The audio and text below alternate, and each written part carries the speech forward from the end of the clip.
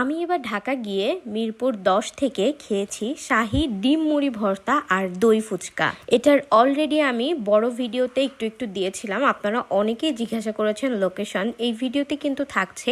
আর এই ডিম মুড়ি আর দই ফুচকাটা এত বেশি মজার ছিল, মানে আমি তো একদম গপ করে খেয়েছি।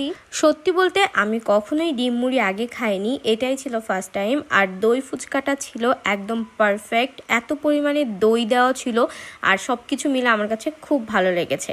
তো ভাবলাম আপনাদের সাথেও শেয়ার করি। আপনারা মিরপুর 10-এ গিয়ে কিন্তু এই শাহী মুড়ি ভর্তা টেস্ট করতে পারেন। লোকেশন ভিডিও লাস্টে একদম থাকবে, এখানে দেখেন রোড নাম্বার সব কিছুই লেখা আছে।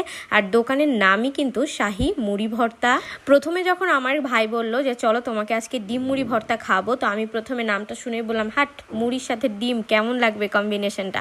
তো ও বলল যে আপু তুমি টেস্ট করে দেখো, ভালো না লাগলে বইলো। অ্যান্ড ট্রাস্ট মি, এটা এত বেশি মজার। আমি ভাবতেছিলাম যে ডিমের যদি কোনো স্মেল আসে, বাট একদমই না। এটার ভেতরে পেঁয়াজ বেরেস্তা দেওয়া ছিল, আর যে ঘুগনিটা দিয়েছে মানে মুড়ি মাখানোর, ওইটা এত বেশি আঠালো, প্লাস ডিমের কুসুমও ছিল।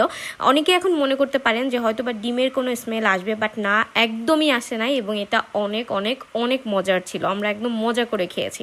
তারপরে এখানকার দই ফুচকাটাও নাকি অনেক বেশি ফেমাস, তো আমরা একটা দই ফুচকাও নিয়েছিলাম। এবং দেখতেই পাচ্ছেন ফুচকার সাইজটা অনেক বড়।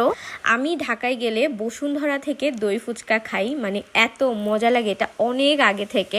তো আমি এবার খেয়েছি হচ্ছে এই মিরপুর 10 থেকে, এবং সত্যি বলতে আমি এটার পুরো প্রেমে পড়ে গিয়েছি। এটা এত এত এত মজার ছিল, মানে ঝাল মিষ্টি, ভেতরের আলু এবং দই সব কিছু মিলেমিশে মানে এত মজার ছিল। আপনারা কিন্তু চাইলে এই জায়গায় গিয়ে এই দই ফুচকা, শাহী মুড়ি ভর্তা টেস্ট করতে পারেন।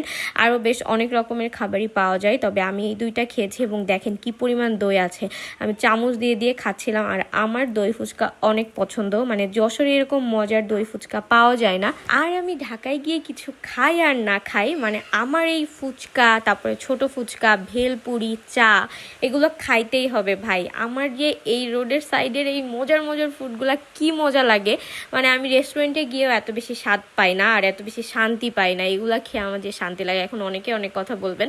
দেখেন পুরো এত বড় ছিল, মানে মুখের ভেতর যাচ্ছিল না। তারপরে আমরা এখান থেকে লেমন মিন্ট নিয়েছি, এটাও মজা ছিল।